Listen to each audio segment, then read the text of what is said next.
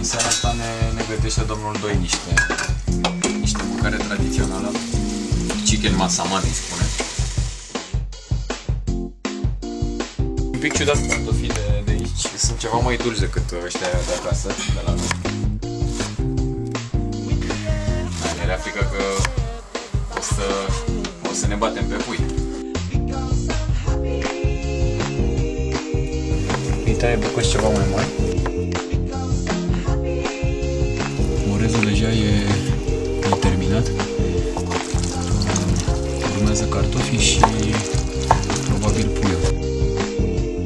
E un fel de fasole verde, dar e un pic mai ciudată, nu are semințele alea mari pe ale noastre și din ce țin minte că o taie, o mănânțește bine, o pune în tigaie, o prăjește un pic cu ouă amestecată și iese bună tare.